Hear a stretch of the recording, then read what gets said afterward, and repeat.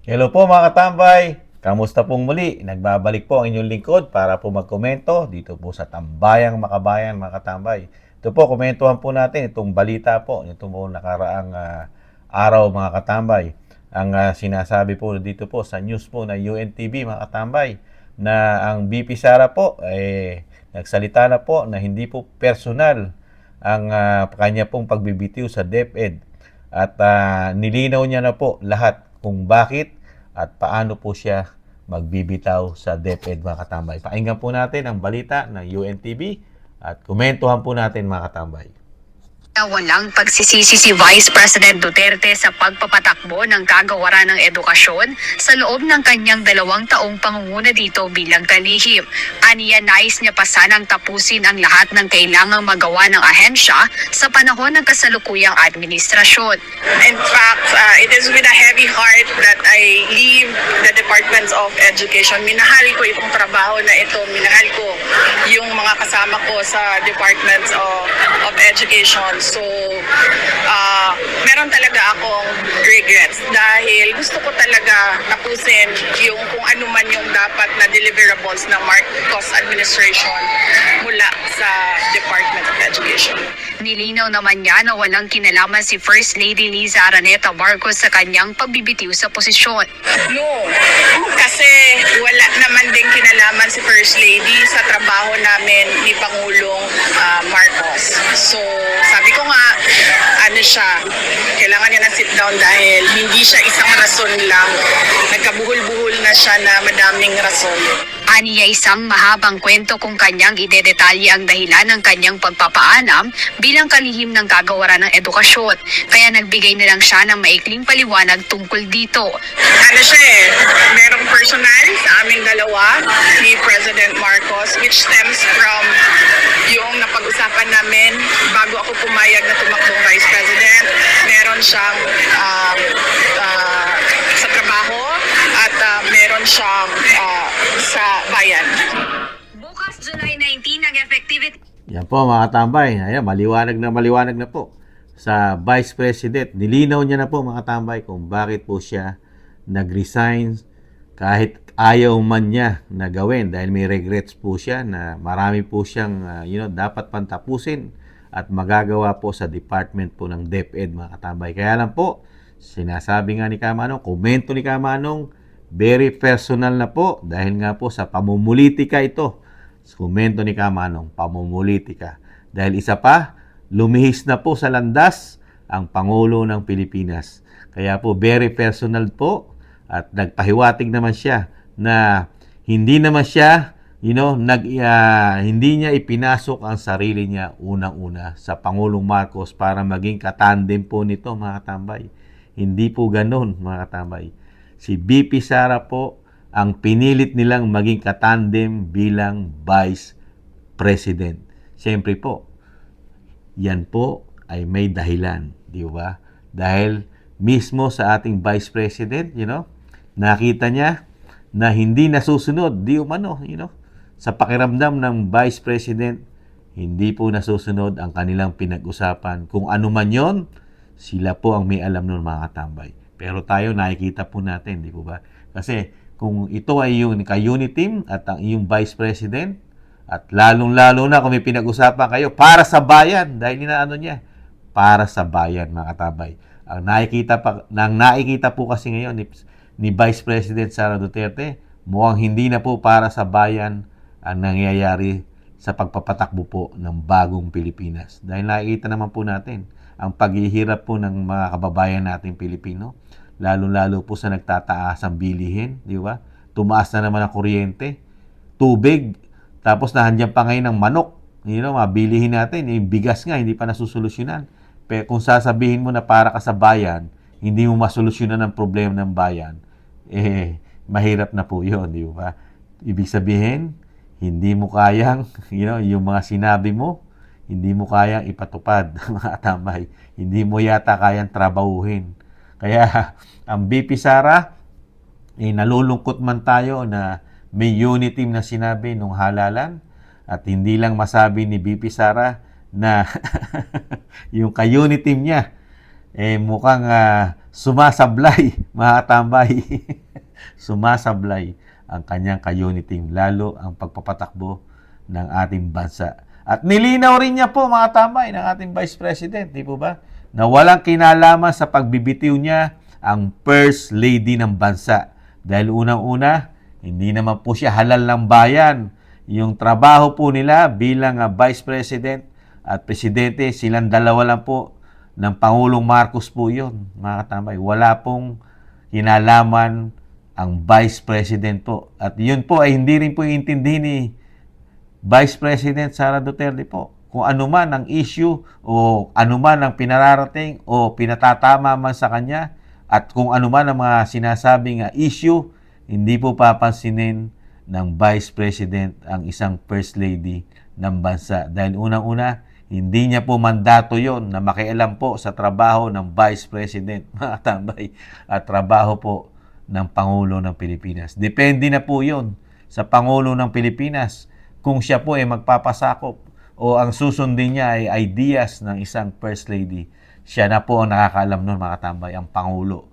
Pero pagdating kay Vice President Sara Duterte, hindi niya po papansinin yan, mga katambay. Wala pong mandato at hindi po halal ng bayan. Hindi po halal ng bayan ang First Lady ng Pilipinas, mga katambay. Kaya po, ito po. Ano pa po ang masasabi po nito na sinasabing Uniteam pa kuno. At sinasabing ang VP Sara ang may problema na sinasabi po ng mga kritiko ng Vice President na lumilihis po at talagang ang may problema po ang Vice President. Hindi. Nakita na po natin ang nangyayaring sitwasyon. Sa lahat po ng sinabi po sa kampanya ng Presidente, wala pa pong natutupad, mga katambay. Kaya po sa loob ng 2 taon na pagtitiis ng Vice President ng Pilipinas, hindi niya na po nakaya, mga katambay. Kaya, nag-give up na po siya, mga katambay. Sa ganda po ng performance na binibigay niya sa bagong Pilipinas at sa pagiging DepEd Secretary na 2 taong numero 1 ang ahensya ng DepEd sa buong ahensya ng gobyerno natin, number 1 sa loob ng 2 taon. At napakataas po ng approval at trust rating ng Vice President natin. Tapos ganito lang ang magiging trabaho ng Pangulo ng Pilipinas na hirap at hirap na hirap gawa ng paraan. Lalo nga sinasabi natin, approval at trust rating ng Pangulo ay bumababa ang tiwala ng taong bayan sa Pangulo. Dahil yung solusyon sa problema. Ano lang po ba ang binibigay na solusyon? Nakikita ni First Lady, ni Vice President Sara sa ating bansa? Ayuda. Ayuda pa lang po ang solusyon sa problema ng bansa, lalo na mahihirap, mga tambay, sa pagkain. At syempre po, nandiyan pa po yung nakikita ni Vice President Sara Duterte, yung pulisiya ng Pangulo dito po sa West and South China Sea. Ibang-iba na po ang pulisiya. Tayo po ngayon ay hindi na po katulad ng pulisiya na kanyang ama, na wala po tayong dapat maging kaaway, lalo-lalo na ang ating mga kapitbahay. Maging kaibigan po natin ang lahat. Ngayon, hindi na po. Nagkaroon na po tayo ng favoritism, mga tambay. At kailangan na natin makipag-away sa panahon natin ngayon sa bagong Pilipinas. Di ba? At nakikita rin po ng Vice President ang nangyayari po sa kanyang pamilya, kung paano po i-single out ngayon at ipolitika po ang kanyang pamilya na hindi naman po nila napag-usapan yan nung siya po ay pilit nililigawan para maging Vice President po ng Pangulong Marcos. Di ba? Dahil alam po natin yan. Yan po'y laganap at putok na po yan. Na ang nanligaw po sa Vice President ay ang mga Marcos, lalo-lalo po ang Senadora Amy Marcos. Talagang hindi po nila tinantanan niya na mag-step down na lamang at huwag tumakbong Pangulo ng Pilipinas, maging busy na lang po ng Pangulong Marcos. At yun naman po ay natupad po at nagtagumpay sila sa panliligaw po sa ating mahal na Vice President Sara Duterte. Pero po ang naging kapalit po, ganito po ang naging kapalit, nagsakripisyo po ang bayan natin ngayon. Naging laganap po, talamak na naman di umano ang korupsyon at talagang lumulubog po ang ating barko, lalo po sa kaperahan, mga katambay. at wala pong masyadong nagpapasukan sa ating mga investor at hirap na hirap po ang ating bansa magbigay ng trabaho sa mga Pilipino dahil nga po, paano papasok ang investor sa ating bansa? Napakataas ng kuryente. Tumaas na naman ang kuryente, mga tambay. Bilihin. Marami pang ibang nagtataasan. Sino papasok ng mga banyagang mag-iimbest sa atin? Kailangan kuryente. Di ba? Para tumakbo ang iyong negosyo. Tapos ubod ng mahal. Lalo ko sa Maynila ka pa magninegosyo. At nahandyan ang Meralco. Nako, yari tayo lalo mga tambay. Dahil ang kuryente sa atin parang ginto, mga tambay. Pero ang kitaan naman walang value.